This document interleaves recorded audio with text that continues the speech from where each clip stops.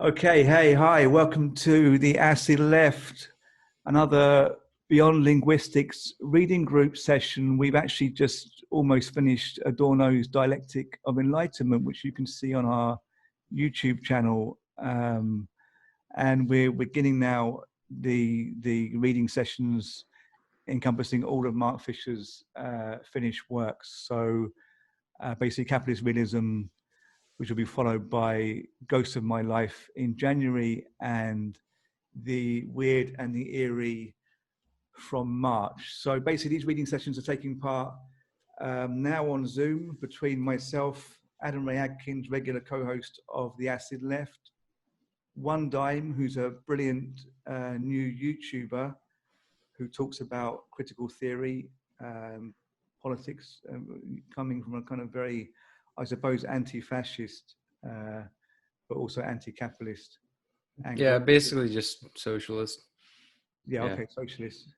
And Ernesto Vargas, who is very present in the Zero Books Capital Comrades, and is also actually a psychoanalyst. So Ernesto lives in Monterrey in Mexico, has a degree in psychology from the ITESM in Mexico, works in a factory full-time, so he's a genuine worker. Managerial worker. Not the only real worker here, actually. Adam's working. I'm kind of itinerant freelancer. And he's practicing psychoanalysis also, and he's still studying analysis in the evenings. And we have, again, One Dime, also known as Tony, and I just said he's a YouTuber and he's a writer, and he makes these videos that bridge critical theory with a variety of political issues and pop culture topics from a socialist perspective. And we have also our regular co-host on Acid Left, what can we say, programs, Adam Ray Adkins, who is a poet. He makes memes and he makes content, and he works in a supermarket, I believe.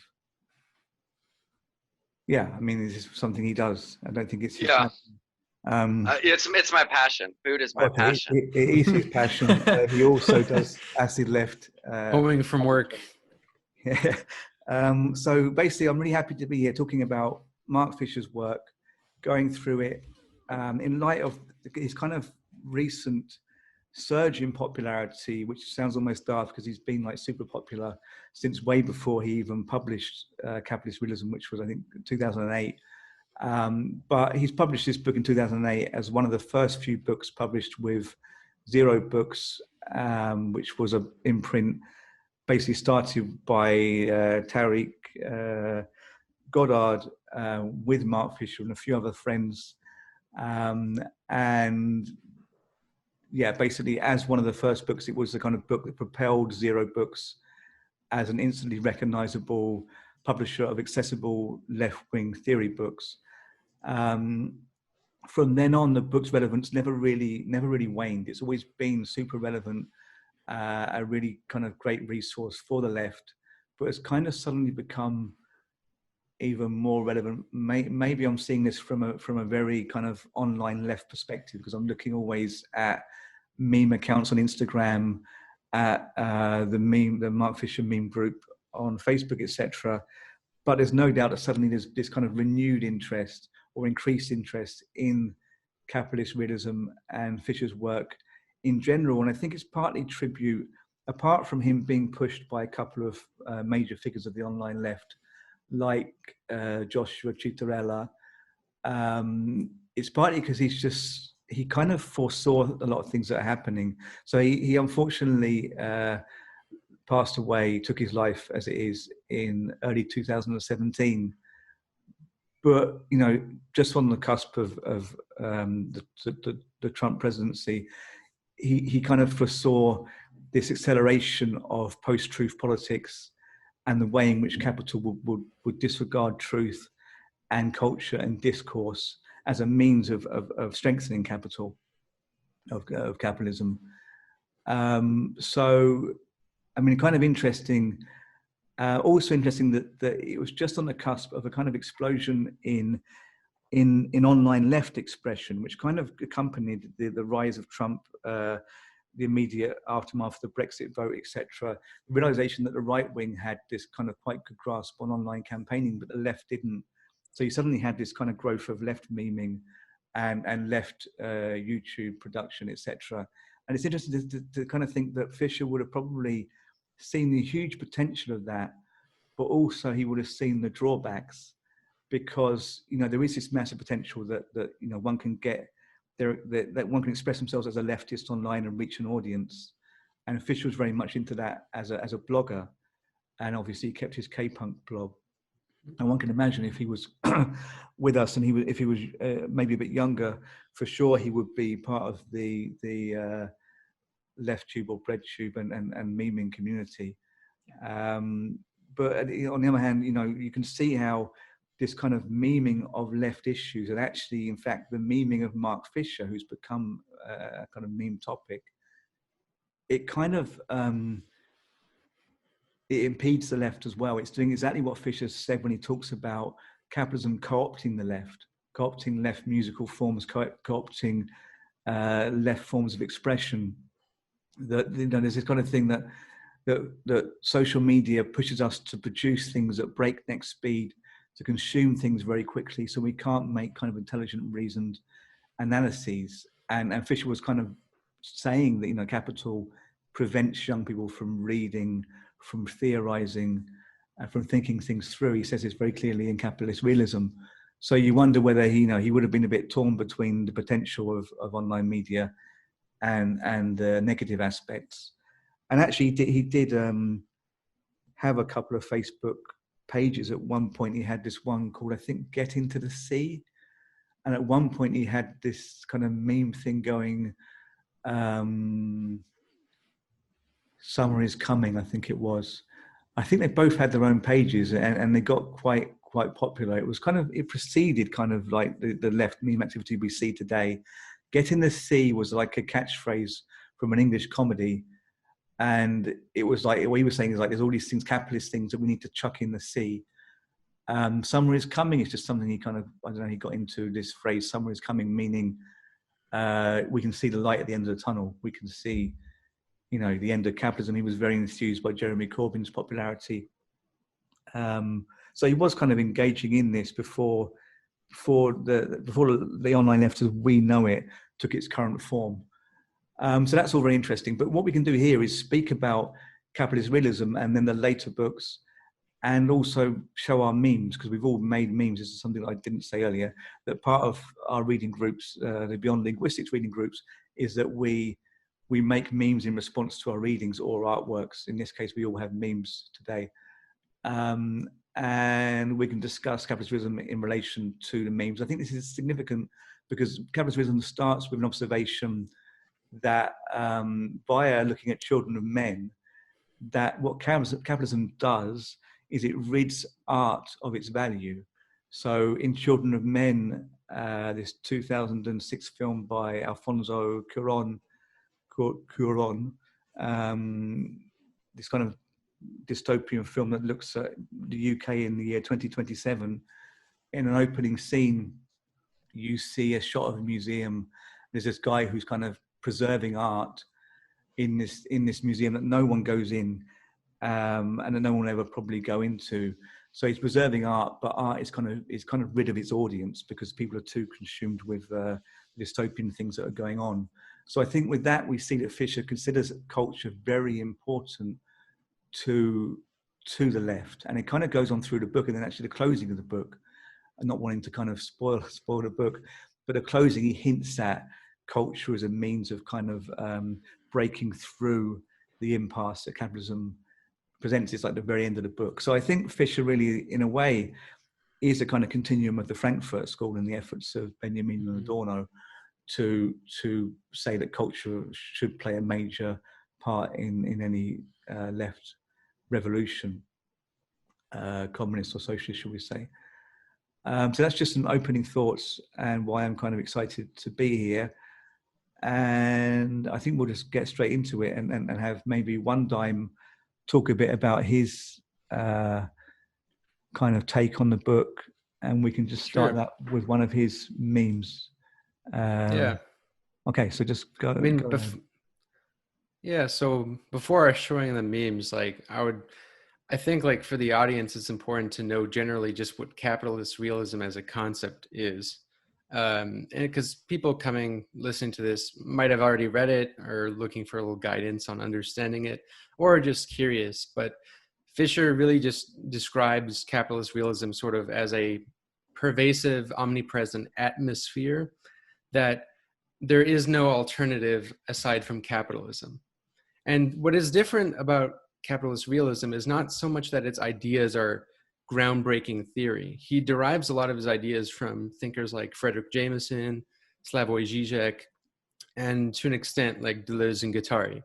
But what makes it different is that he illustrates that when they were writing, there was still alternatives to capitalism that were available. There were things like, even if they weren't so great, there was like state socialism in the Soviet Union, there's Mao's China, Vietnam, but now the difference is that there's not only no alternative available, but the way in which capitalism maintains itself is not by saying that it's the best system and with a typical neoliberal ideology of the free market, which you saw more in the 90s, 80s, 2000s with Reagan, Blair, Bill Clinton.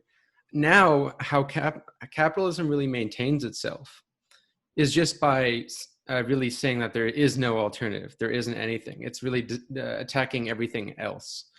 And what is interesting about this is what makes it relevant is especially with COVID. You would think with COVID-19 and the economic collapse that has occurred with that, there would be, an obvious surge in left-wing politics due to the obvious transparency of the inability for capitalism to really deal with crises like this. But yet people still respond with the typical, people are still, there hasn't been a very radical response to that, at least not really in the UK or the United States or Canada. And you still see people accepting the idea that we should reopen the economy.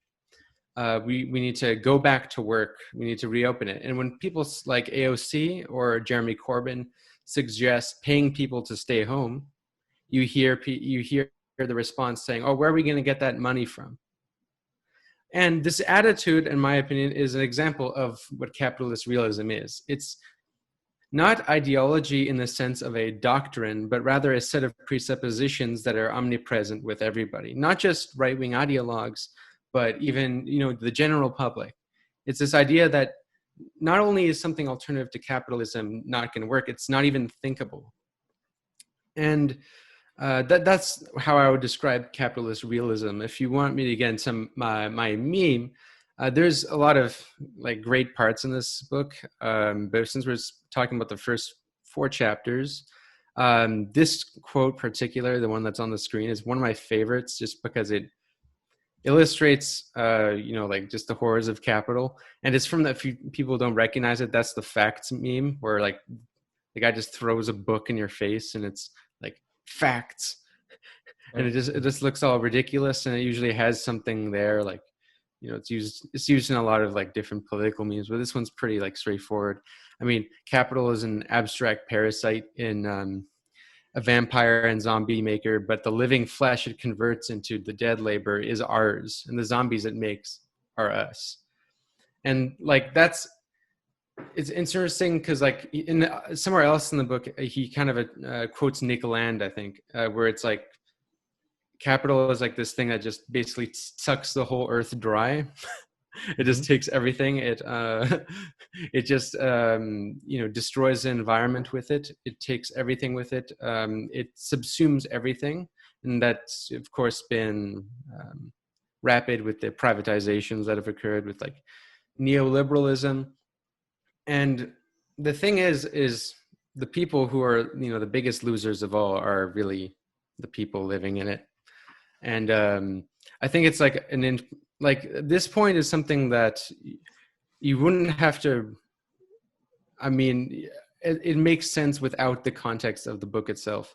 It's something that I think regular people could understand, perhaps, or should know at the very least, just because capital is much more complex than the way people just perceive it as like an ownership of a means of production or an ownership structure. It is far more complex than that. It's far more parasitic. It's far more alien and human. But yeah, I actually like my other meme that I made a little bit more, just because it's really relevant to now. Is there's a funny quote from Mark Fisher. I think he's quoting Deleuze and Guattari's Societies of Control, in which we're no longer in a disciplinary society as much, like with Foucault described, in which there's this panopticon that sees over us, and we, as a result, mediate our behavior because of that. More, we're actually controlling ourselves, controlling each other. And in the society of control, work and life are not separate. And because of that, like the work and the business ontology that comes with that is not escapable as it was in a Fordist society. So people who don't know, Fordist society, it was basically when people usually had like a stable job. The reason Henry Ford working in like car factories is you would usually work and then you'd be done with it the day after, and you would do to whatever, consume some kind of media, or you would have usually some hope of retirement at the end. In post-Fordist, you're meant to be a lot more flexible. There's no permanent job contracts as much anymore. You're expected to hop on from job to job. There's no real stability. And what's even worse is this work life is not so separable. It's work the whole time. So that's where he says as a joke, working from home, homing from work. And it just describes like the depression that capitalism can bring, which I know is another point in his book in regards to mental health. But for getting on to too much into that, I'm curious what you guys think in regards to just how, what do you consider capitalist realism to be and how it applies today? And yeah. Yeah, I think that you've very well described the issue, which is quite simply that one cannot act outside capitalism. It's become everything. So this is his whole point of it being realism. Capitalism has become reality, and that's kind of what Fisher impresses from beginning to end of the book. And then there's this whole aspect that this affects our psychology negatively, which I think you were just getting onto. And I think Ernesto probably is the person best equipped to talk about this, or at least that's his profession, being an analyst. So Ernesto, maybe the easiest thing is if we just go into your memes and you take it from there, perhaps talking about those aspects. Sure, yeah.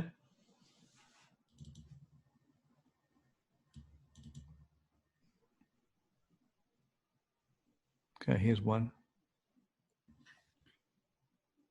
Right. So this is from pretty early on in the book. He's drawing Fisher is drawing a comparison from The Children of Men. Right? He's talking about the war on terror, right? But right now, what we're really living through, which is the perfect parallel, as you were saying, Mike, is COVID, right? Here in Mexico, there's a call from the there's contradictions always in how the government plays out, but in this case, the contradictions are playing out the following way. There are no impositions from the executive power, as in from the president. There's no mandate, right? There's no mask mandate, as people in the United States ask for, right? But there is a widely enforced mask mandate on the state level, right? On my state, the state officials were handing out masks to the people. And while the president, very well says that there is no mandate for masks, he doesn't say it in the Trumpist fashion of, of liberty, personal liberty above all. He does quote personal liberty, but he isn't talking about the liberty to not believe in COVID, or the liberty to doubt whether masks are effective or not, but more so that it is not the state's job to be mandating how the citizens should act, and they shouldn't be fining citizens for not acting one way or the other, and so on and so on. The president has been pushing, at least in his rhetoric during his morning conferences, very, very, very, great parallels with the actual North American presidency, but very different substance. In his conferences, he usually goes on about this kinds of topics, and he always presses towards this concept of personal liberty. But on the other hand, the state authorities are allowed and encouraged and pushed to do this, to actually do the mandates themselves. And you also see that play out in what I referred in my other meme, which is the police state, right? In Mexico, we had a police state for about pretty much the past 20 years. Since when we had the PRI, the Partido Revolucionario Institucional, as the head of state for an almost uninterrupted 60-year period, pretty much, they did a lot of shitty stuff. They, I'm sure you guys know about the Tres Culturas massacre, right? If you've read Guy Debord, he's here first to those specific events as a parallel to the plaza, the Chinese massacre, right? Same thing. Or John Kent, right? Is it John Kent, the Kent State, right? University in the United States, right? Another event of the police state exceeding its limits. We see that right now in the United States playing out in different cities. Some cities, are very distinct for not doing it. Some are distinct for doing it. And here in Mexico, we had a similar thing. In one of our southern states, the state authority of the police actually quit because people were killed by police repression in a counter protest activity, right? And that was pretty tragic. But we also overlook how the state is just fully militarized at this point to keep the working class disorganized. Because if you go around Mexico, you see pretty much soldiers in trucks everywhere. They're policemen, but they have long rifles. They have body armor, like full kits of body armor.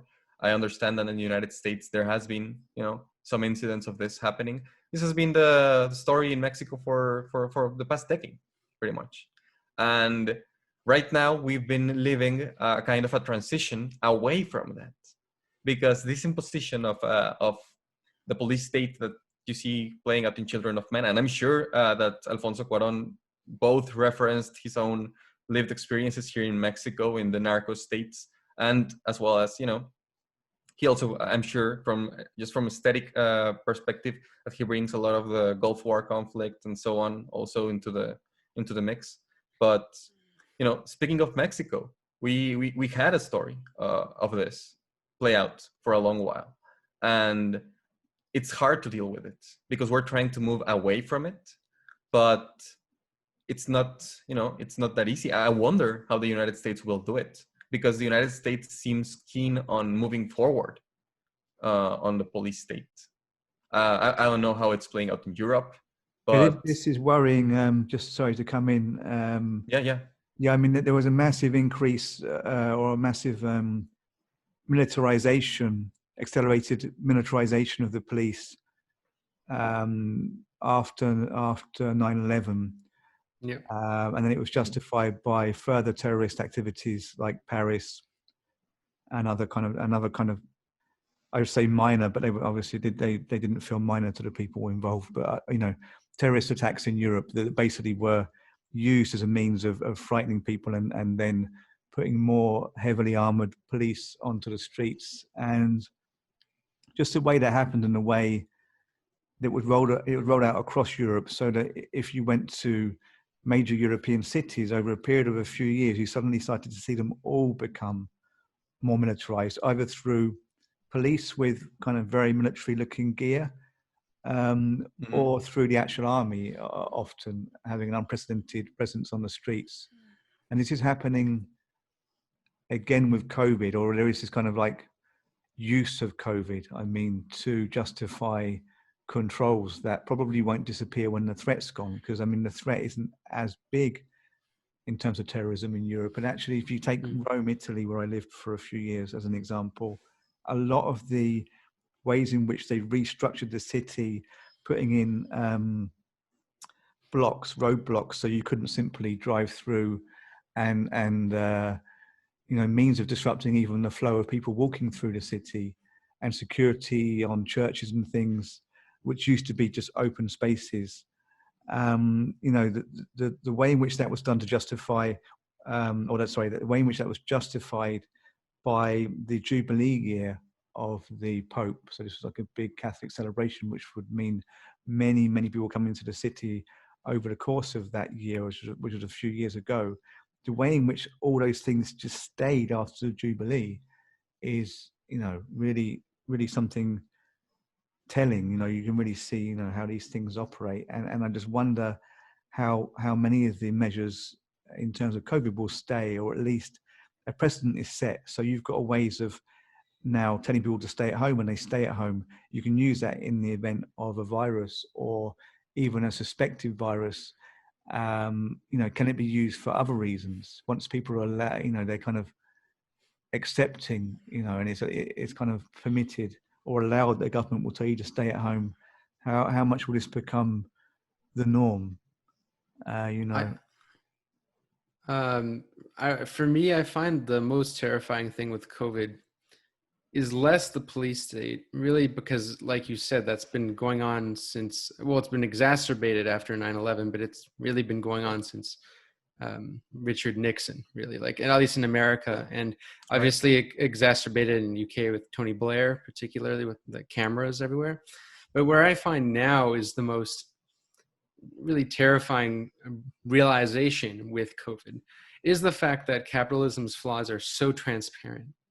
And yet, there isn't like a very big rally, as you would expect, to get behind a candidate like Bernie Sanders, or maybe a sort of regret that Corbyn, hadn't won, or at least, the discussion of certain radical policy measures like a UBI, or which I don't consider very radical, to be honest. I think it would work in the hands of capital in the future, but like, what I believe really is preventing the discussion from things like universal healthcare, UBI, from really entering the conversation, despite not being very radical ideas, is this sort of capitalist realism. Even though these policies aren't antithetical to capitalism, but in our perception, sort of the way we're ingrained as to what socialism is, it's when the government does stuff, that's what people perceive it as, and thus everything that is not really in line with the sort of capitalist neoliberal mode of politics is pushed out. It's not considered, because what is very telling is that after the economic collapse, it's a very short economic collapse that happened in the US after Corona hit, the Federal Reserve gave, I think it was 11 or 16 trillion, but it was around that amount, $1 trillion to Wall Street bailouts, basically to inflate the stock market. So all the rich people would lose tons of money, and also these companies wouldn't go bankrupt. And it just shows you right there that a country that sets their own currency, and also as a dominant currency in the world, has the capabilities to print money, and it can distribute that money. And with that logic, it's very easy for a lot of things to deal with COVID. You can pay people to stay at home. You can fund a universal state-run healthcare system pretty easily, but that doesn't enter it. So obviously it's not the facts, it's not the evidence that's preventing people from going to this. It is an ideological superego of sorts. In that, I don't know if that's the best term, but it's sort of an ideological atmosphere, and that is capitalist realism. Anything that is opposed to the neoliberal dogma is not even considered. It's not so much that the neoliberal mode is the best. You don't still see people thinking that what we have is, a great system. But anything that is antithetical to that system is sort of pushed out and usually scrutinized, because it's like he says, Fisher, and he was writing really just, I believe it was around the 2008 crisis in 2008. And he was saying like neoliberalism no longer just champions itself as like the best ideology. It's like, this is what we're good because it benefits this interest. It's more just, it's defined by what it's not. Bureaucracy, even though of course it's very bureaucratic in practice, as I'm sure we'll get to. But like, that's what is interesting. Someone reading this book isn't gonna, I don't think it's not a book that will necessarily show you how screwed up the system is. It's a book that makes you think, why aren't people reacting to these economic material conditions? And I think it does a good job of explaining that, and perhaps a maybe more simpler way than someone like Althusser or Zizek, who say similar things, but obviously a longer time ago. And it's applicable for that. That's where I see its importance for today, anyways. Yeah, just to come in again. Yeah, I mean that's one of the remarkable things about today is that people seem to really clearly see what's going on, and then just they're unable to do anything about it because capitalism does appear to be the only system we have, and it's also making people ill. So there's that idea, that idea that people won't do anything because there's just nothing else on offer. And they can even see that the other options are being closed down very, very clearly, very aggressively, in full view, like the way Corbyn's being treated.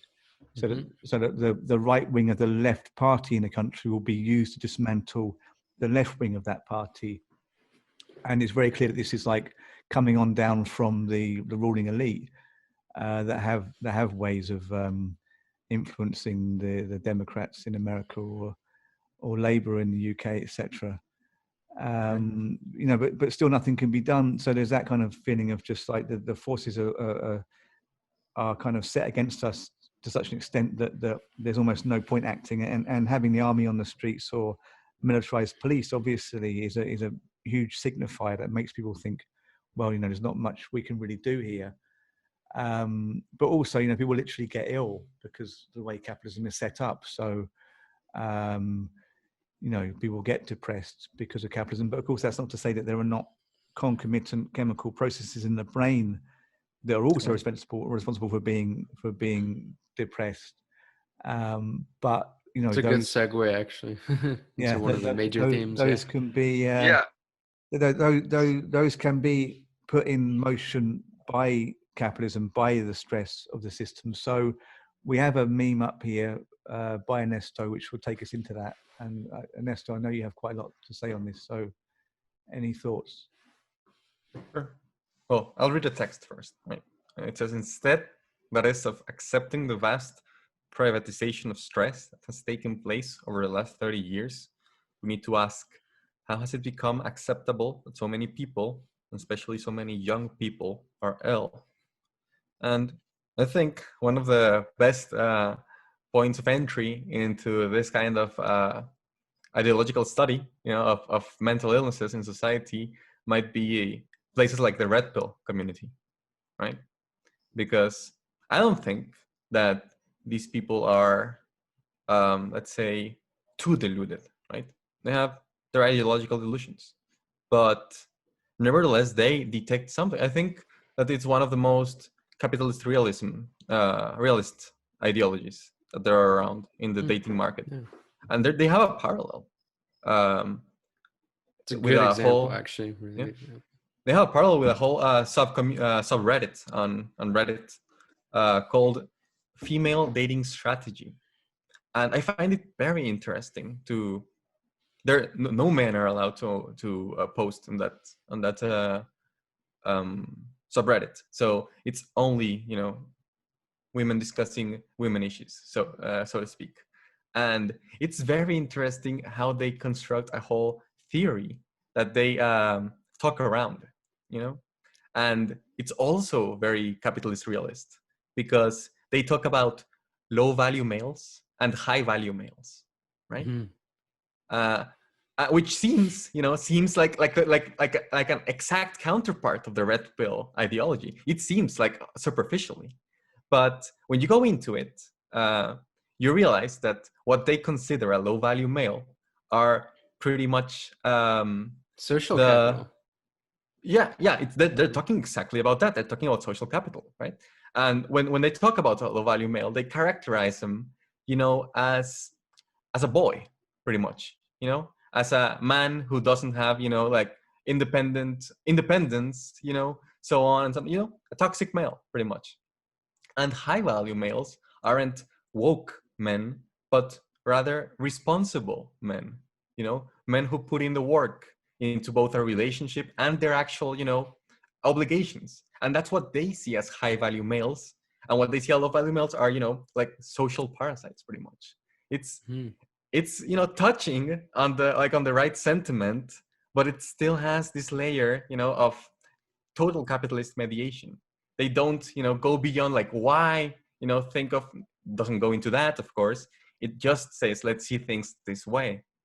I think it's very interesting, and I think it's a reflection of what we're talking about in this meme, that we tend to take what capital sells us a bit too seriously, and that even goes into the mental disorders that we experience. I personally had to go through my own diagnosis and psychiatric intervention, and was personally cleared of that particular pathology, which was endemic depression, which is cited here by Mark. And when I had to pretty much studying myself as I went through my degree and through my own process, I had to think about where was this depression coming from? How would I eventually overcome it? And the clinical answer is it doesn't come from anywhere. There's no actual reason why you're depressed, but rather your life experience has stressed you out so much that you're simply depressed by default. Like you have this aura around yourself, but it's a chemically mediated aura. This is a materially mediated aura. We aren't talking about made up stuff. We're talking about an actual neurological impact on a person. And sometimes, at least, let's say in my experience, at least, the solution, so to say, to go away from this is psychotherapy along with a psychiatric intervention. But it's not, like we were talking earlier, it's not about selling psychiatrics or having to go, because psychiatrics have their own object relations that you develop with them, and you have to see those object relations as something that must be overcome, which psychoanalysis is pretty much the whole point of doing, of overcoming this I try not to think about it, right? Let's think about it. One of the chapters is titled, I think the last one, it's reflexive impotence, right? That's what I'm talking about. We come, and I'm sure in the first world this must be even more prevalent, because thankfully here in the third world, depression is a thing that happens to people who can think about it. Here, most of the population doesn't have the privilege, of thinking about their jobs. They have to work 10 hours a day. and then go home on a bus that takes about an hour, 2 hours, 3 hours sometimes, of commute. And then, maybe get robbed, happens a lot. And, just go to sleep, wake up at 5 a.m. and go back to work. So thankfully here in the still Fordist era kind of technology economies, we don't get to think about it, right?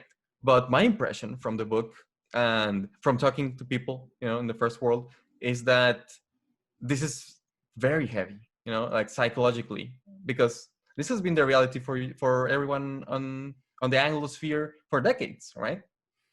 This is from the 80s pretty much, and this also happened in Mexico, but it was reserved to the privileged sphere only, to the people who ran the small businesses that, we've had an oligarchy forever.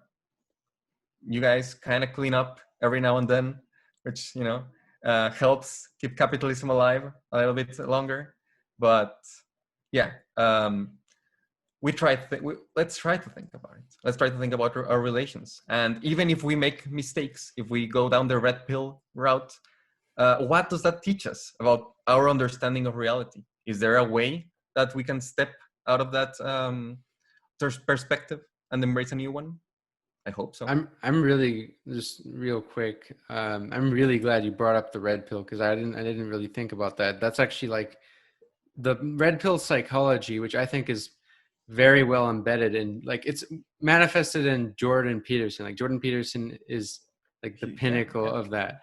This is like in my opinion, like such a good example of capitalist realism, because the thing is about people like Peterson and red pill psychology is they are appealing to like a real alienation, but they're just selling a solution that is the most perfect one for capitalism. Because what they're essentially doing is because look, you see what the people in the red pill community complain about. They say stuff like, it's hard to start families. Well, what's causing that? That's, part of that is capitalism. It's the cost of living is much higher than it used to be. Buying power is lower. That as well. And the complaints they have about women, which often obviously very scapegoated. But one of the things you hear them say is they say, because I wrote like a 60-page paper on the rise of the online right in 2016. And there was like chapter on the red pill. So I did a lot of field research into that. And there's so like one of the complaints they have is, okay, women always chase status. That's one of their things, is that women always want rich men. They want status men. And obviously this criticism that they apply to women can be applied to a lot of people in capitalist society. And what causes that, right? What causes that? Like, that's a late capitalist logic in which you're sort of primed to strive for this ideal American dream, or this capitalist style. And of course, but when we're embedded with this all the time, and of course this is not just exclusive to late capitalism. Like, Adorno talks about this in the culture industry a bit, like, in how this is sort of what, like, people are primed to idolize celebrities and all of that. And of course, with this capitalist logic, you prime people to look for these things. So what does red pill ideology do? Instead of challenging it or even acknowledging the source, it just says, no, you need to be that. You need to, get that money. You need to get that status and whatever scams like they sell. But it's just telling you, like, be part of the system. Mm-hmm. It's in that sense, like red pill psychology, like Jordan Peterson, and I would throw in that whole self-help hustle culture, which is a big thing on YouTube. Like, the thing, it's like you see these videos, it's like things Elon Musk does in the morning to be productive, or all of these things, like, we get millions of views and people watch this. Or how to, you'll see things that are like books like 48 Laws of Power, which is basically like, it's telling people how to screw people over. Stuff like that is very popular now. And what that just is it's not only capitalist realism, because it doesn't consider what the source is, and it just sees capitalism, which is an ideology, as the natural state of things. And you say, like, see, this is how people are naturally are. Hierarchies are natural. You see Peterson say this all the time. And that's one of the big things Fisher makes, like points Fisher makes, is capitalist realism, hence the real, it doesn't see capitalism as an ideology. Like this atmosphere doesn't treat capitalism as an option, something that was derived through like, ideas that were once thought to be pretty, controversial. It's something that is perceived to be the natural state of affairs. And that's what makes it very hard to deal with. And then tries to project that natural state back in the past into like anthropological stuff, which is where you get the red pill psychology from. Mm-hmm. Yeah, it does rely a lot on holding itself as real, as being the thing that is grounded, and that's I touched on that in a couple ones. I thought this one was pretty funny. I think Mike just pulled it up, and obviously, so that's the couple from St. Louis, I think, that pulled guns on protesters walking by, but with a quote over it that's from Capitalist Realism, talking about gangster rap or hip hop in general. It says, gangster rap neither reflects social conditions nor creates them.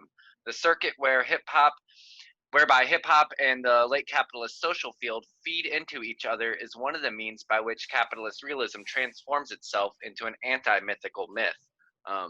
That's that notion of keeping it real, where keeping it real has that dual function, but it also completely makes reality the harshest thing there is. He says it is the dog eat dog world. It is the hard gangster rap. It is the gangster movies, this complete removal of sentimentality from things in order to embrace it. But then you justify that hardness by the fact that it is what is, it's like what you're saying with, it's not an ideology that was created or that we adopted, but was always there. And then I think, but then if you think about that in other terms, putting it onto this couple kind of shows that in a different light, right? So it's like they're keeping it real in that same sense, because if it's a dog eat dog world, and they're going to exert their power and privilege that they already have in order to keep that position. Mm-hmm. I mean, I love how he brought up like gangster rap. I always thought that was funny, and he quotes like an MTV writer in there, and I have a lot of. I've been a big hip hop listener, particularly of like 90s rap, 80s rap, and underground rap now.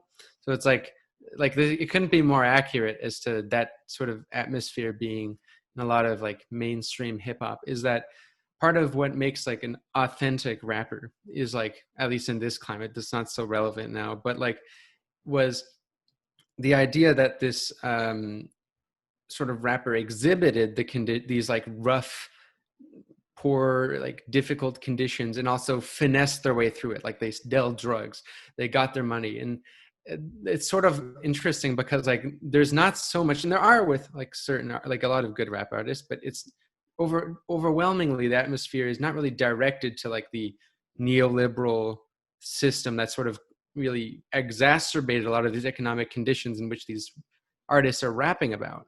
But rather it's just telling, like what makes you authentic rapper is not challenging that. It's the fact that you live these conditions and also finesse your way through it. Like whether it be selling drugs or like,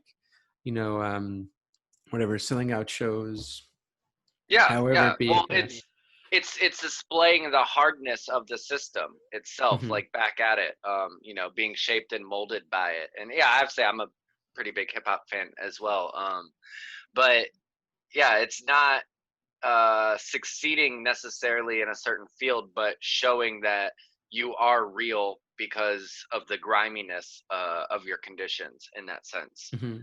Well, But I actually plan to do a video called this eventually, like 5 videos from now, but one called the Capitalist Realism of Jay-Z.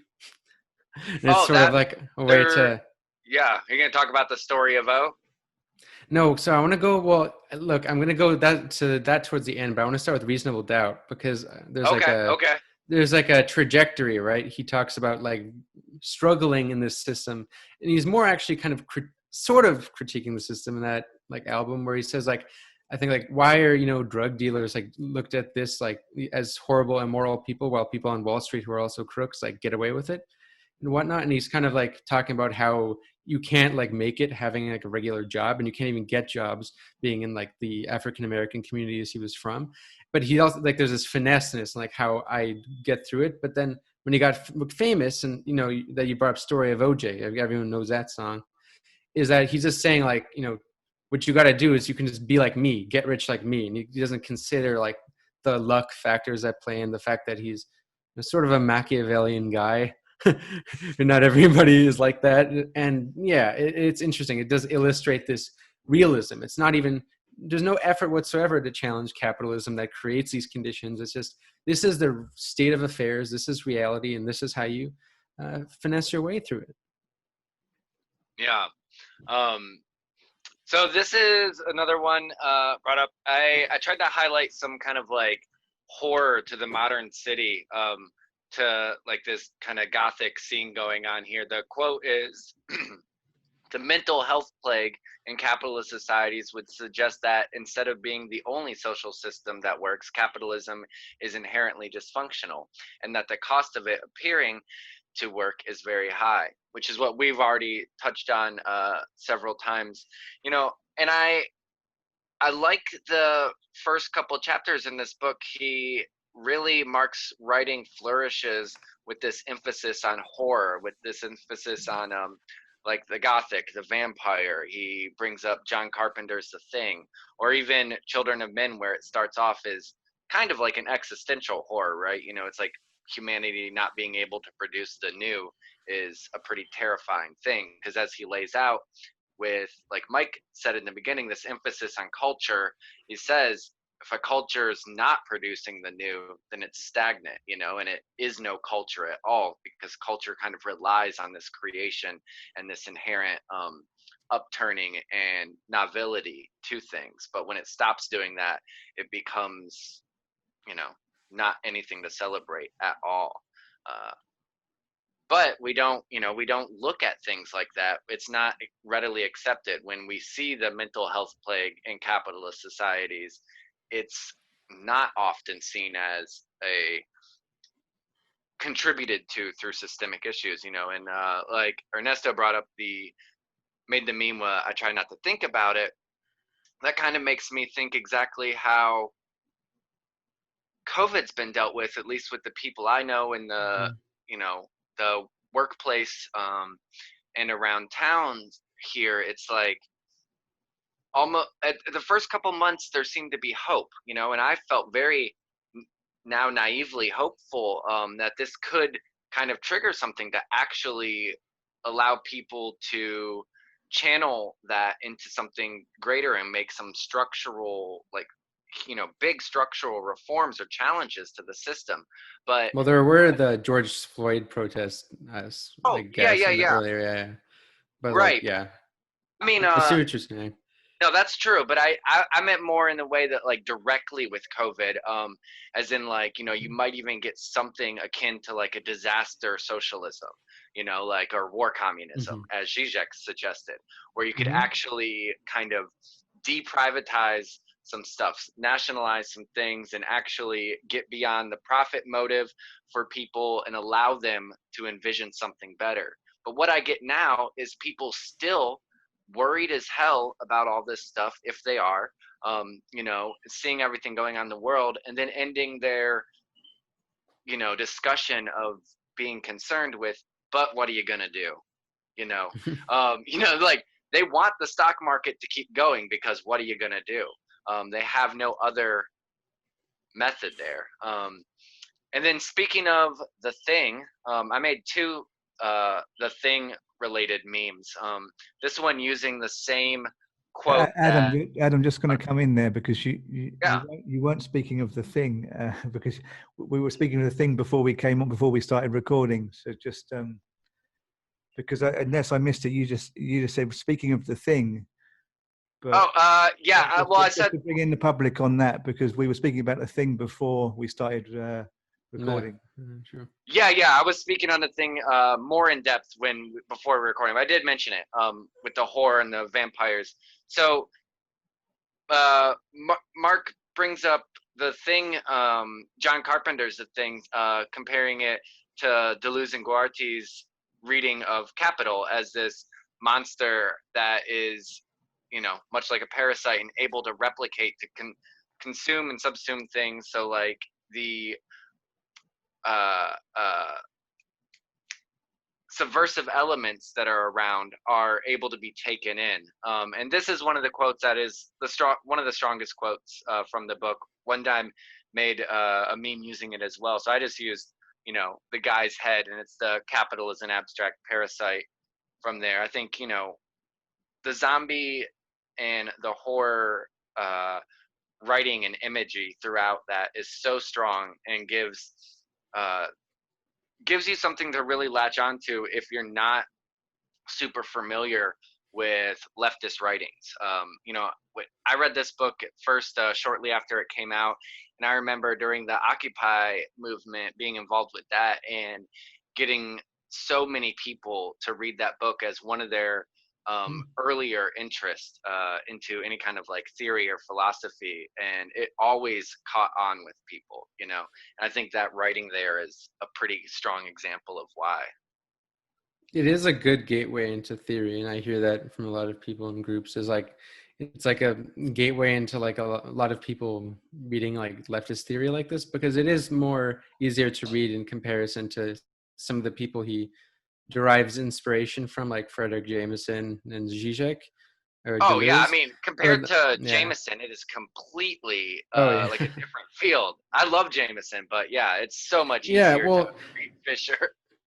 Yeah, and for me, this wasn't like my gateway into theory, but it was a gateway into this kind of theory, like the theory that doesn't just explain like the state of affairs, but how people respond to that, like more the ideological component. Because after this is when I wanted to explore postmodernism, the cultural logic of late capitalism, and as well as Althusser, even though he doesn't really make reference to Althusser, but like that's also somebody I wanted to explore, because I was kind of like also interested in Lacan and stuff like that. And it's a good gateway because, I mean, it gives you the picture, and more importantly, why these ideas are important.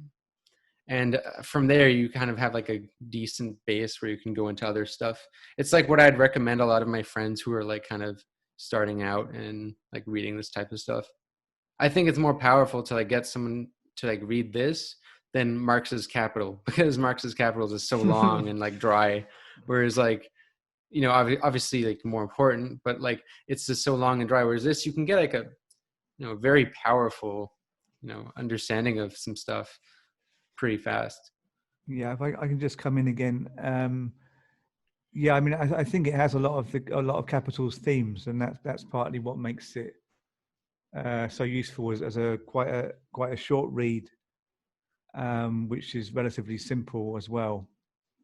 And I think the way that Fisher talks a lot about people effectively being despirited, becoming zombies, relates very closely to the language used in Capital in terms of alienation, people losing their sense of freedom as autonomous subjects when they work, people becoming part of a material reality, which is all about increasing material wealth for a few people.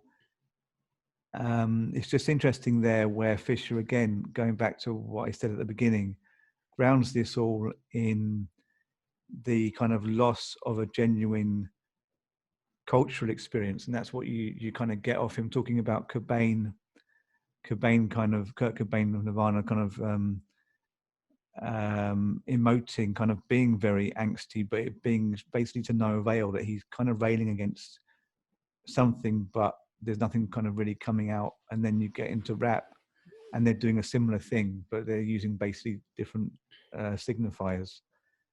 And then that point was a very strong point in the 90s when you had like quite aggressive music on MTV in the daytime. You had Sepultura, Pantera. I'm not saying these are revolutionary forms in the real sense of them inspiring revolution, but they expressed some anger.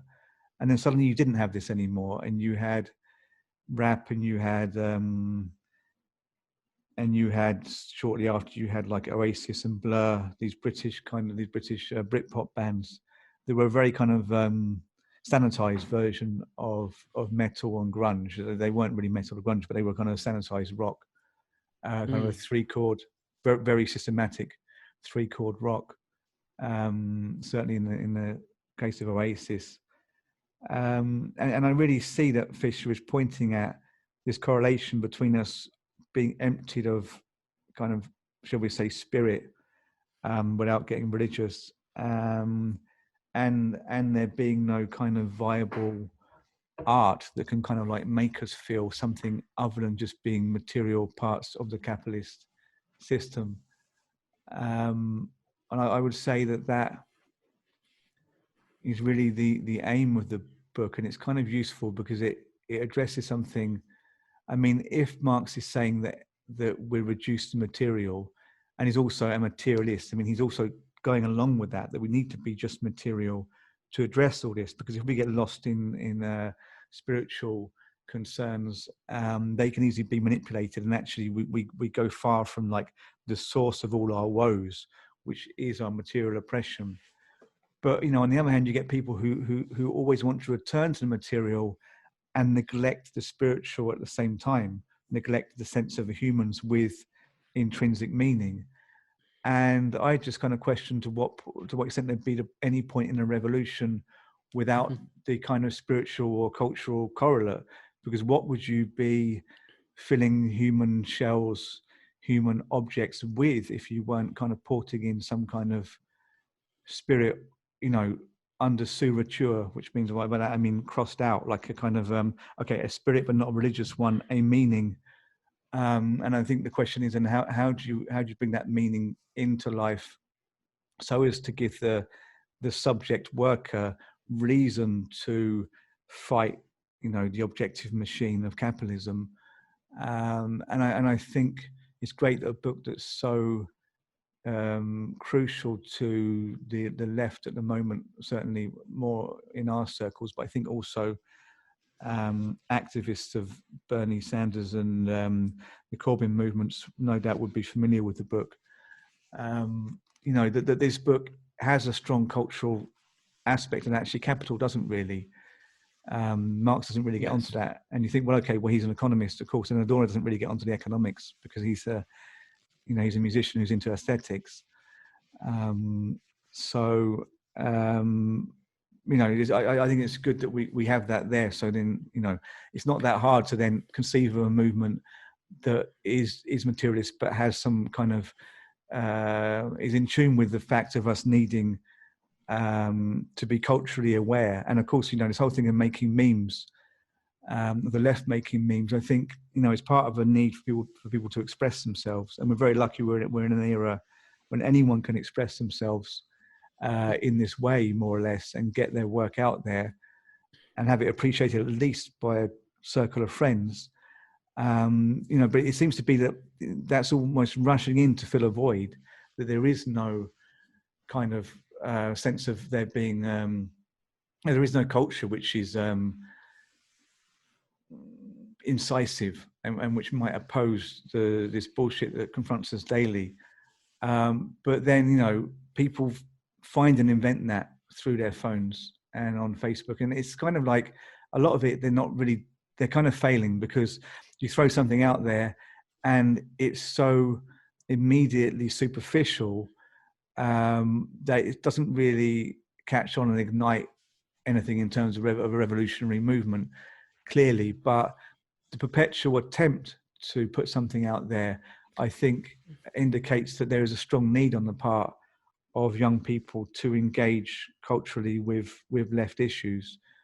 I think sometimes, though, images, it's obviously really impossible to predict, but sometimes images alone nowadays have the capability to ignite like big protests. And I would say like George Floyd was an example of that. That wasn't it wasn't really an anti-capitalist protest, but the thing is the energy that was behind that protest probably existed a lot before that. There was many incidents of police brutality. People's anger was also built up by the lockdowns and people losing their jobs.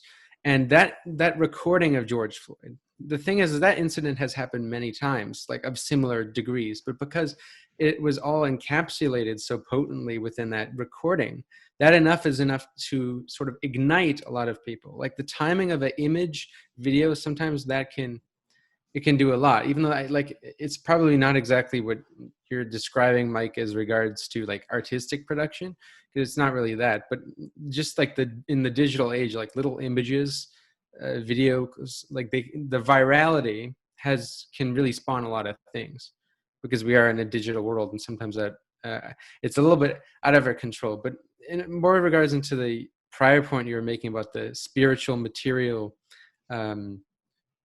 distinction, I think that's really important. That is sort of a topic. It is the main theme actually behind like this part 2 of our video, in regards to like materialism and spiritualism, what we can learn from the hippie movement, what is bad about it. Yeah, and of course, just to clarify, that's part because I'm making videos with One Dime, where he's doing most of the making, but that's what you're talking about. Yeah. Yep. Yeah, and it's touching on acid communism's Mark Fisher's essay in K-Punk, which sort of like posthumously laid out a vague vision as to like a socialist / communist movement that had a spiritual element behind it. And a lot of people will look at things like the hippie movement, which was like in a sense like a libidinal type spiritual movement, but didn't have any political goals. And people will look at that and just don't want to dismiss the whole thing and say like there was nothing good about that. But like there's things that were emancipatory about like the ideas that were being spread in that movement that can be learned from, because there's not like a strictly materialist movement. I just don't see having as much. First of all, I doubt whether you can ever remove the spiritual element of movements, because it gets replaced by something else. And like with the Soviet Union, okay, they tried to basically eliminate religion, but there wasn't. It's not like in the Soviet Union there was a bit of sort of, I don't want to call it occultism, but there was like something like that, like a big other, as probably Zizek would say, is like a big other, in the sense that, Stalin, Mao, they had cult of personalities behind them. Whenever the spiritual element is like attempted to be removed, there's something that replaces that void, regardless. So it's not something we can, I think you can take a fully materialist or scientific approach. And there's Nietzsche has a great quote where it's like, scientists never really like scientists never got rid of religion. Science is the new religion, or something. I'm paraphrasing, but it was around that. And the point is like, if this is something that maybe humans are innately gravitate to in terms of movements, is like a sort of something that is higher than oneself, right? A sort of symbolic structure that binds a movement, people together. If that can't be removed, if that is inevitable, shouldn't we want to have something that is at least coincides with left ideas and that is positive, as opposed to something that because I think it'll be replaced, that void will be replaced by something regardless. So it's not something that neglected. The left should always consider the sort of spiritual, and I don't speak in a religious sense, but you know what I mean. Like there needs to be something beyond the material that binds the movement. Yeah, I mean, I think there needs to be some acknowledgement of the vitality of human existence, and that can manifest in ways that are spiritual and can even involve some kind of worship practices, but also can manifest physically in terms of dance or, I suppose, music. But I mean, I think this is Fisher expresses something in again in the beginning of the book when he talks about children of men, and he says children of men connects with a suspicion that the end has already come. The thought that it could well be the case that the future harbors only reiteration and repermutation. Could it be that there are no breaks, no shocks of the new to come? So when he says shocks of the new, I think he's referring to a book by Robert Hughes called Shock of the New, which was also a TV series, which was about art. The new being new art forms, new creative forms.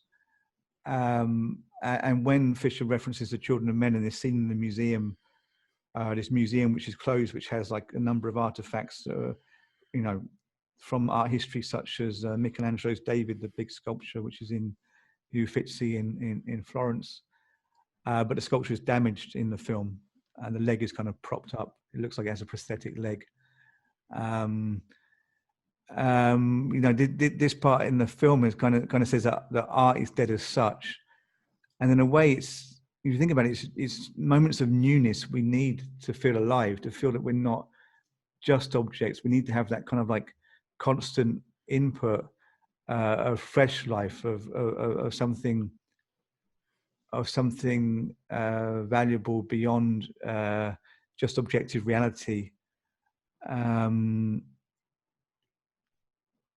So, I mean, I guess the thing is, you know, people are really looking for something today. And often a lot of the stories that do come up, you kind of think, well, that's really the last thing we actually really need. But I think people are really looking for something, but they're often ending up on the wrong thing. So you can like make a meme out of this this monolith that turned up in the middle of the desert. Where was it? Which desert was it? Utah, wasn't it? Yeah, I think it was in Utah. And then it kind of attracts all this attention because it's kind of weird, and it could relate to conspiracies. And then a lot of people are saying, well, it's an artwork. But it kind of also relates to this idea that, of art being dead, of there being nothing really mystical. So I just kind of took that and put the Capitalist Realism cover on there. But, you know, I think the left has a real problem here because we're really crappy at weaving narratives that could get people religiously involved. I mean, religiously in terms of dedication.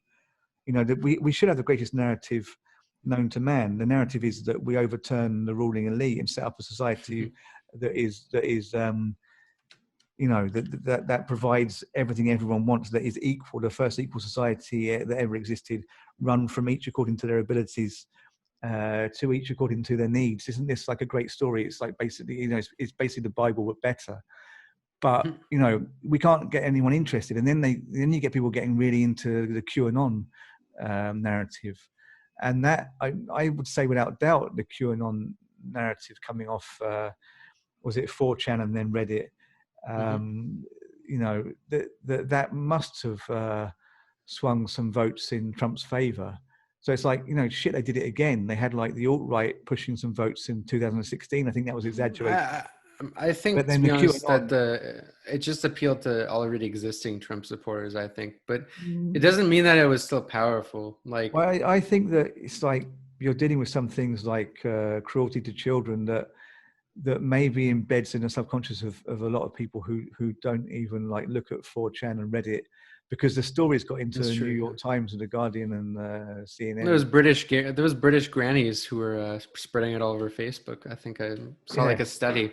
Like, yeah, there is a strange number of people who fervently believe in the QAnon stuff, from all walks of life. Hundreds it is of wild. Thousands. Well, whether they really believe or some kind of subscribe to it, partly as a joke, partly as something cool, partly as like, it's like a computer game. You get actually quite a lot of for years you've had these role play games where you have to solve a puzzle. It's like ARG. a real life role play game, because you actually have to like to understand the whole like culture around it or the story that's emerging. You have to like become a coder, because there's like, you call it Q drops, is it? I don't know. Yep. There are these Q drops, and then you have to know where they are and find them, and then you have to understand how they relate to other stuff, if I understood it right. So it's tapping into something. I mean, why can't? Well, I think the thing is about conspiracy theories. The way a lot of people in the mainstream news or like liberal left will just want to dismiss them entirely, like it's all nonsense. But I think for conspiracy theories to be effective, and for narratives alike, for like political narratives alike, they have to have some element of truth. And that is a bit philosophically difficult to grasp for like a lot of the, you know, liberal sort of rationalist mindset, where the distinction between truth and lies is always obvious, whereas it's not so clear a lot of time. Like truth can be a bit like fluid. And in the case of QAnon, while there's obviously like you could say 90% bullshit, but there's like a 10% a bit of truth in that. Like there is like a pedophilia tendency you find among like a lot of elites, and this is not just now. There was apparently conspiracy theories about this about in the Roman Empire.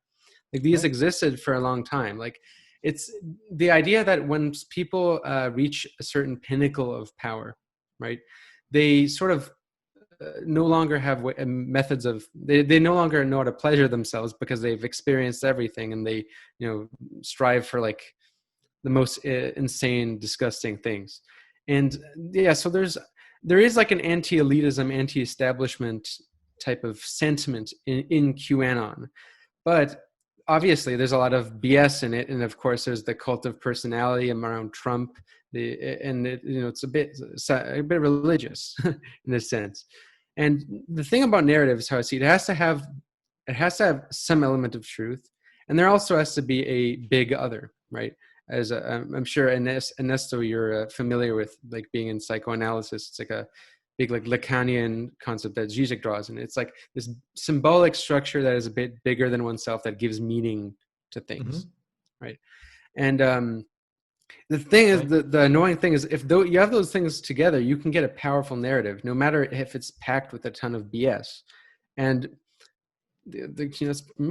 perhaps partially why QAnon is very successful. And in the past, there was a lot of conspiracy theories gain traction because of this. The thing is with the left, we obviously have a lot of like evidence on our side in the sense that like we're striving for a solution that actually benefits the objective material conditions of the majority of the population. But it can't rely on that solely. There has to be a big other. See, the truth is only one element.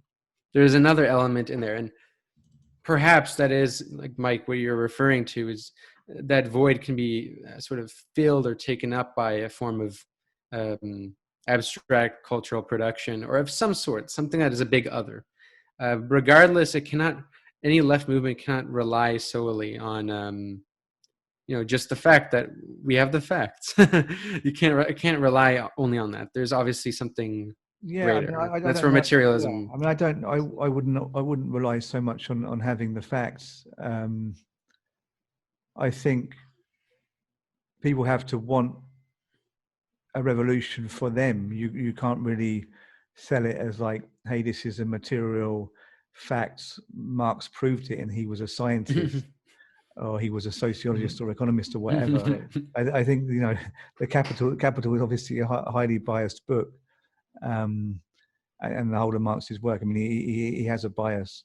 I think it has to be like I want to be part of a movement which helps the working class seize power for the first time in history, and that would be a great thing. But that is a story. But that's why that story, which is a really good story, is being countered so hard by the capitalist system that they just don't want you to like buy into that idea or the reality of us all being subjugated by capital. And there really is this thing of there being a capitalist realism that it's so much part of a fabric of our lives that we don't question it, such that, look, I mean, if you work in Starbucks, then this is an analogy from a friend of mine, an activist in the UK called Andrew Cooper. He's an artist. I just say that I don't want to steal his analogy. It's a really good one. That if you work in Starbucks, you work several hours a day. You have to sell X many coffees to, let's say you have to sell 100 coffees to pay your salary. You've done that by lunchtime, then you have to stay another 4 hours and you're selling another X hundred coffees, and that's to give to someone else. And that's basically how it works all the time. How is that fair? That we're living with this constantly, and anything you have in the West that might make you think, well, actually it's not so bad, if you really look into that, it's actually coming from somebody else in another country, in Asia, South America, Africa, who's doing that work instead of you. So how is it you can hardly work and afford an iPhone, yet there's people working for a few dollars a day who will never afford that? Is it just because your society is inherently better organized? It's not that, but there's this whole kind of issue of imperialism that people just can't confront, that even the left in developed countries, will say, well, yeah, but, in Africa, they have their local, they'll say something stupid like warlords or tribal chieftains or whatever, or they might even say something more realistic like president, that they're being exploited by their own people. And it doesn't take much to point out that that's really flawed logic, that their own people are exploiting them along capitalist terms because they have no choice, because the West has introduced them to that. Right. These are all things we can kind of say, but they're not things that are immediately obvious or come immediately to thought. And then, of course, I'm holding my phone now in my hand. We all know that most of our phones, I think Apple is one of the best actually in this respect, but I actually don't have an Apple. I have a Huawei.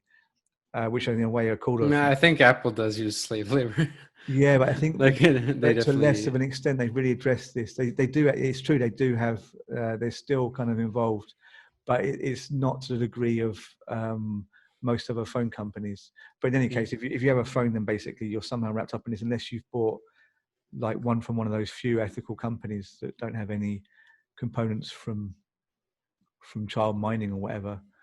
But we can countenance this so easily. Like, I don't like it, but I'm still going to use my phone. You know what I mean?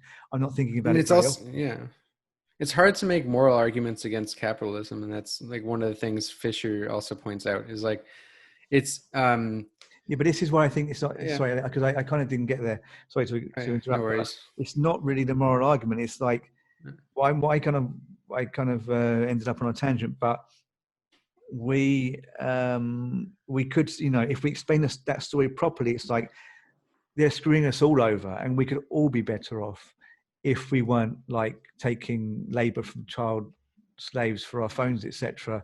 That's just part of the story, but the point always has to be that you're not fighting this for somebody in Africa, you're fighting it for yourself, for a better world. You would get personally wealthier, and so would so many other people like you. And I think you have to point out the thing of like you, as in, we're all in it together, not like you to make someone feel guilty. You see what I mean?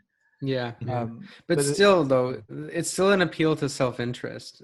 Like, I've thought about that too, is like, why, like, we should just, directly show how things benefit people. And I think you should have that regardless in a left-wing political strategy. I think of course, but self-interest. Yeah. But I just mean, but there's, go on. All right, no worries. But I mean, I just I'm critical a bit of the self-interest appeal working, just because I think with Jeremy Corbyn was clearly campaigning on reviving the NHS and making affordable schooling and also workplace democracy. And, the reestablishment of credit unions, like a lot of things that would directly impact the working class. But he lost a large element of the working class voter base to Boris Johnson in some districts, which is mind-blowing. And in the case of Bernie, who I think had a more successful campaign, but still, like, Bernie's whole appeal was just like, making a fairer society, all these things that will benefit people. It was very straightforward. I think more straightforward in Bernie's case in terms of his language, but yet you still see, if you appeal to someone's self-interest, there's still an element of doubt, and that's the capitalist realism that kicks in, right? Is like, is this even possible?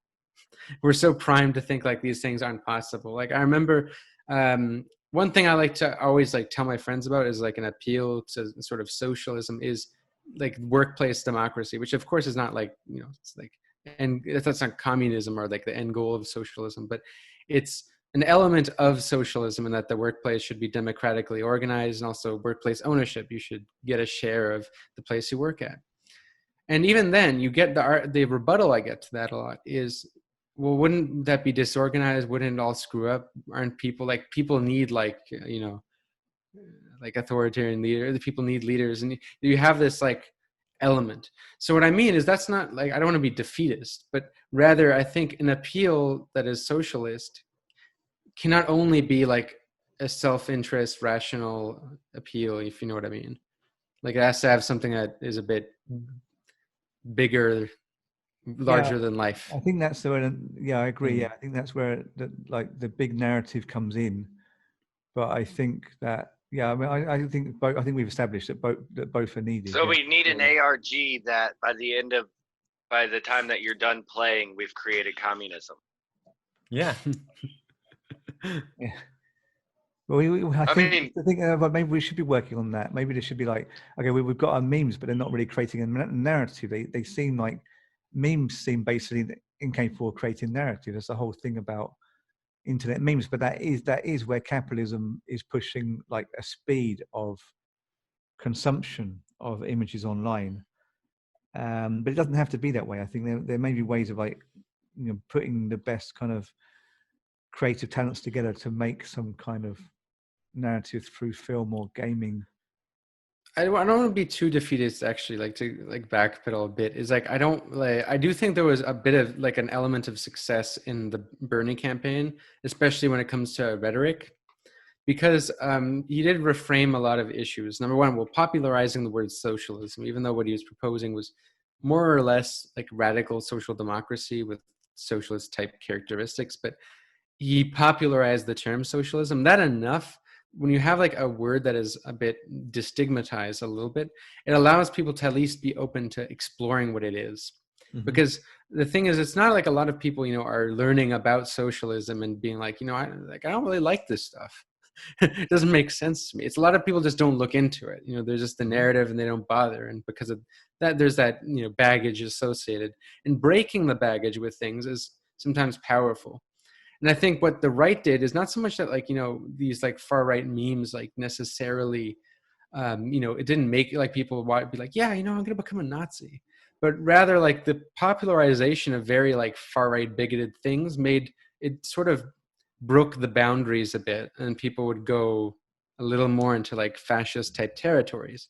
And that's obviously not the same for the left. But what I mean is the left needs to, the left's job is as much as, having a narrative, it's also getting people to unlearn. And I say unlearn, like destigmatizing.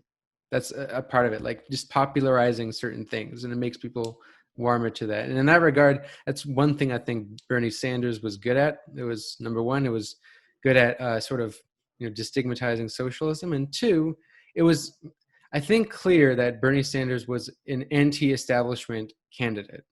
He wasn't perceived in the typical way socialists are, as much, at least. A lot of socialists are described as like, they want to bring a totalitarian state, but I don't think a lot of people believe that with Bernie, even those on the right. It was more like people just thought he wasn't realistic. Right. Yeah, we get that a lot here in Mexico. We actually elected a social democratic president. And I think one of the big differences that played out, because I hoped for kind of like, Obrador, Sanders, and Corbyn, political access to work with, but it didn't happen. And I think one of the reasons was that maybe they, both Corbyn and Sanders, on account of their circumstances, they had to rely on a party that couldn't really deliver for them. Mm-hmm. Because in the case of Obrador, he built his own party, like in Greece, Syriza, kind of like that. But and Evo Morales too. Right, like Mas. Yeah, exactly. So he stepped away from the Liberal Party and embraced a popular movement. And he built it over about 10 years, 12 years, pretty much. He lost the presidential election twice before winning this one. So there's hope for Sanders, maybe. No, that's, I think that's how we can still win. Yeah, right. No, I think that's a bit too fantastical. But I think the lesson here is that there has to be an alternative to a two-party system. I know there's a lot of arguments against trying to build a third-party way, but I think even people on the right want like more than a two-party system. Like I think it's something. It's not even like a question of popularity. I think like a large amount of people want more. It's just a question is like like we were talking about earlier, is like, what can we do about it, right? I think a lot of people want it. Like you have a lot of people surprisingly in the US vote for the Libertarian Party, Right. which costed Trump votes, actually. I did So, see the only memes time about that, libertarians yeah. are usable, but Yeah. but yeah, like, I mean, it's definitely, of course, there's the material aspect that is preventing the left, which is like you know, the electoral system, funding and party backstabbing. Yeah. So I think in many ways this is where we are now. What Mike just pulled up, this meme of mine, and I thought this was a really funny quote from Mark. Neoliberals were more Leninist than Leninist, using think tanks as the intellectual vanguard to create the ideological climate in which capitalist realism could flourish. And I think that's where the left is right now, like trying to do this and trying to imitate that that once again. But what we've been kind of speaking on is the need to move even past that, or to go further to create those bigger pushes and drives through bigger narratives and ideological participation. Because you know that abstract parasite quote that we brought up several times, right after that he says, because in some ways, you know, I'm paraphrasing, but he's like, in some ways the elite really do serve us, except we've you know, been hijacked into participating in their game. And it's through this system of not incorporation of subversive elements, but pre-corporation of these subversive elements, where the desires are manufactured beforehand, and you know, those alternatives and the want for something truly different from capitalism is almost funneled away by creating less than radical subversive cultural elements. Wall-E. Yeah, Wall-E is the Yeah. example he gives. But you know, it's the same thing. It's the Kurt Cobain, it's the gangster rap, it's all of that exists in that same way of pre-created subversion where you're not actually changing it. Or as like Zizek would say, the Starbucks example of you know, ethical capitalism and so on. Right. Yeah. The Bono example with Product Red. It like simulates, yeah, it like simulates resistance to itself, basically. I mean, like I think it was Jean Baudrillard who makes similar point in that, like, any resistance to capitalism right now is just being sold back to us, and in a sort of like to pacify or acquiesce, I guess you could say, these desires. Yeah, but in terms of this quote you put, I see it as like the important, like, see, like neoliberalism to establish itself, is like Fisher acknowledges, it wasn't like it wasn't like as inevitable as people think, and that it wasn't like a lot of the ideas, like the mass privatizations, that was unthinkable. Like certain things like utilities could not be, you know, privatized, or having to pay a lot for tuition. That's not something that was thinkable before. But to get there, right, of course, you need like a superstructure, as Marx would say, really it's arguably more important than we thought. Like, you know, Althusser, people are like that are important, in that ideology sort of it rationalizes and allows these things to happen. It sets the groundwork for people to accept these things, and it mediates the realm of discourse. And why I think the left can learn about that, and he says more Leninist than Leninist, is because Lenin was very aware of the importance of ideology. He was, you know, in his time, of course, he used the term propaganda. Wasn't like, it didn't mean like lying to the people. It was just meant like, you know, advertising at the time, right? And that's what they took it seriously. It's like, you know, you have to kind of, you know, educate the masses with like these little sound bites, these little, like, you know, bites of information that are accessible, distributable everywhere. And that's something to take seriously, because no one's going to support your movement if they don't, you know about it, or know how it's going to, you know, benefit them, or why they would want to be part of it. So that is important. Like, that's something the left should take seriously. And I think one of the points, like, I make in one of my upcoming videos is, while things like direct action are important, and, you know, are like, I think, you know, arguably even just as important, if not more important, than like electoralism, for direct action to have any actual be effective at all, you have to have it in mass numbers. And for that to happen, you need to have a bit, like, the left needs to be a bit further in the sort of ideological war, so to speak, because it's behind. Like you see, even now, like leftist movements are not really like, they're not socialist. And you see, and there's not much political goals behind it. Like George Floyd, you know, like that happened, that was good. But like, you know, a lot of the people going to this protest, you know, it's not like, you know, it's not like the right wing. Imagine if it was actually like how the right caricatured it. Like these are like Marxist movements, anarchist movements. They're not. Nice. They're just not. And that's the thing is the left is just behind when it comes to the ideas war and whatnot. And so there needs to be like more like left think tanks, more ways of distributing information before people, you know, are actually on board with it. Because look, if people think just being anti-fascists on the streets is radical and people like, you know, despise this, how do you think they would feel about like actual socialists trying to overthrow the government? It's there's not even close to where the world needs to be in terms of, you know, leftist ideas being popular. So well, this goes back to the narrative. Really, it's much the same thing, that we need to tell a narrative, but the public have to be ready for that narrative anyway. And there's been so much what we do call today propaganda, kind of teaching people to be scared, you know, propaganda against socialism, basically, against communism. And the words they're not even words you can say in the political arena in America and the UK now. Yet in Finland, it's called PR. where I am in Finland now, that you have a welfare system that, you know, that is kind of the envy of the UK and US left, yet they don't call themselves socialists here at all. Even a conservative centrist or right of centre would maintain that welfare system. So that just kind of goes to show you don't actually have to be a socialist country to have that level of welfare. That's happening in Nordic countries anyway. So that goes to show to what extent the Overton window is kind of shifted to the right in the UK and the US, and actually across Europe now.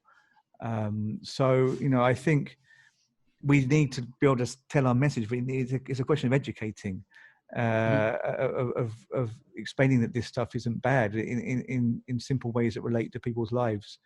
And maybe we can do that through memes, but we're not doing it very effectively, I don't think. I think there's a huge potential. A lot of the time, we're just getting excited by the potential of the online left and not actually using it to speak outside our bubble in any sense. Yeah, absolutely.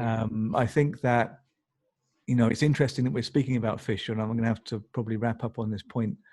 We're speaking about Fisher's Capitalist Realism because a lot of the ways we're communicating just didn't really exist when he wrote it. He was really talking when the kind of vanguard of the online left was still blogging, and it stopped being blogging in the early 2010s. To the extent that Fisher and most of his circle who were blogging aren't actually involved in LeftTube or BreadTube or left memeing. The only person, well, no one really is actually. Did Doug Lane keep a blog that far back?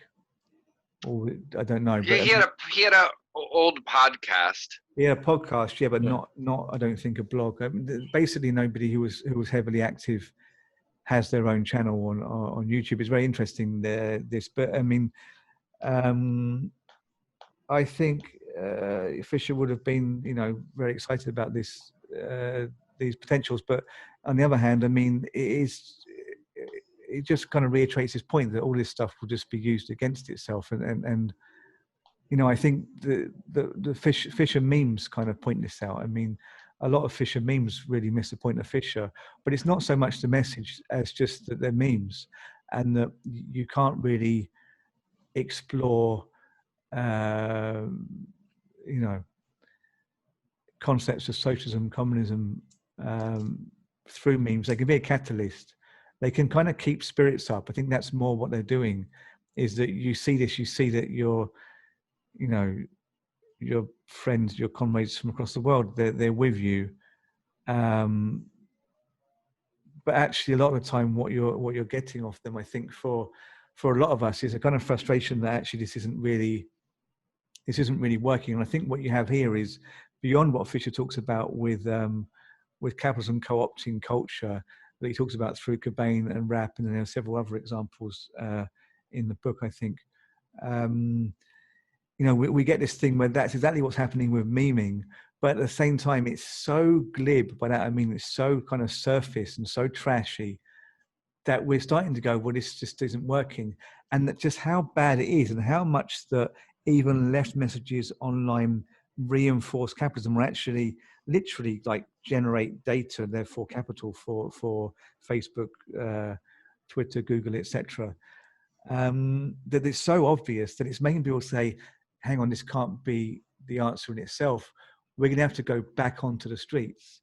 So that actually the pitiful kind of level we've got to, where we're just kind of feeding back into capital, might actually be the catalyst which makes us go out and seek better. Yeah, I don't think you can avoid really feeding into capital. Like when that's where my position is.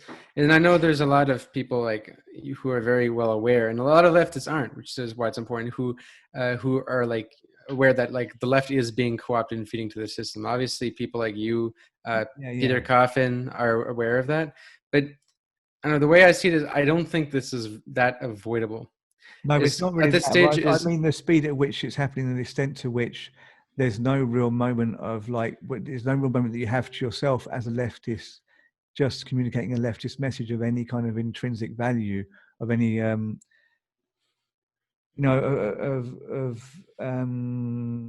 any consequence. The time. But how do you measure consequence? The time that elapses, before you just get co-opted by capital, is smaller and smaller, such that the moment you publish, you're already there. You're already part of the data economy. That there isn't really an escape. It's not that there was ever really something outside capital. But like when Adorno talks about something, there being no outside capital, he's kind of bemoaning it like it's a recent thing, and that there may be, small moments when we can transcend capital through, of all things, and I think this is kind of crazy now, and I think it was probably crazy then, but through maybe abstract classical music or something that's so kind of unintelligible that it can't be co-opted. That I think where he's kind of like saying that maybe we've got this thing happening with abstract art and music.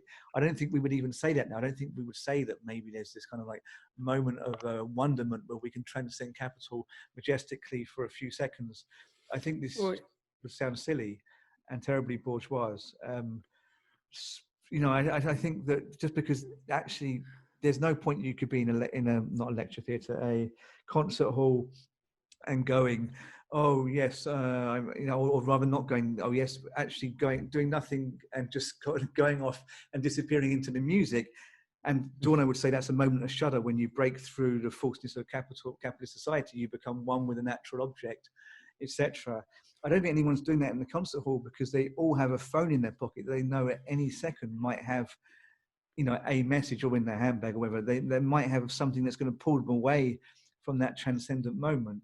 So I think that, sorry, not to too much kind of contradict what you're saying, but what we're talking about is degrees of impossibility of countering capitalism. Not that it's in any sense a new thing that we can't counter capitalism. Yeah, but just the cracks that Adorno really literally would say things like this. That there were kind of cracks that abstract art could create, fissures in the like fissures like FISSURE fissure, in the otherwise unbreakable surface of capital, that they're not really coming from anywhere now. That we almost just see capital rebounding off our work straight back to us. Yeah, and of course we're in a much higher stage of capitalism than Adorno when Adorno was alive, right? And so I don't think it's impossible. It's not just the capital. I look at the spectacle, which is of course so like capital manifested socially, but I see these things like capital in the physical, in the more abstract form, the spectacle I like to use. I prefer the term, is not really escapable. Because once you are already trying to transmit ideas on these platforms, you're not only, as you said, benefiting the data economy, but I think it's not avoidable either way. Like there'll be an attempts to co-opt things, commodify things. Also, there's the spectacle. But what I think the way, or I won't even say it's like this necessarily optimistically, but I see it as the way forward for the left is through the devices which capital allows for us. Because it's not like, what options are there to really escape from it? I don't think even the shutter is that possible, as Adorno was envisioning, is easier now because everything is kind of simulated. And, or as maybe Jameson would say, is like a lot of, supposed artistic production is like pastiche. A lot of cultural production is pastiche. And sort of, or it's like simulations without reference to anything. I think it's like really much less possible, and you're right. But I see it through the spectacle. In part because it's all a simulation, but I think that in a way it kind of might make us think, well, we're gonna have to actually, rather than kind of playing around with the art in hope that something emerges, which it can be a way of avoiding doing any real political work, because people are kind of scared to get really involved, so they can kind of play around making political art instead, abstract art or whatever. I think that the failure of all these avenues, including memes, may be the thing that makes us think, well, we need to actually build a revolutionary movement by talking to the people, and then the art would have to be in service of that movement, in service of a movement which listens to the workers, and that maybe a Maoist. the kind of complete, maybe the way that memes speak back at you and just say that this isn't freaking working, that them doing that may be the honesty we need to go, okay, we need to actually stop messing around with this and put it in the service of something real, rather than making art, as a means of being a pretend revolution. Well, yeah. Well, I see the purpose of like these kind of cultural production is just to bring out the ideas so that there's enough people to actually go out. Because let's say if people do go out, like if there's a tiny minority, like it's not, I like to say, like, it's good to get in the streets, but like, you and what army is what I mean, is the enemy that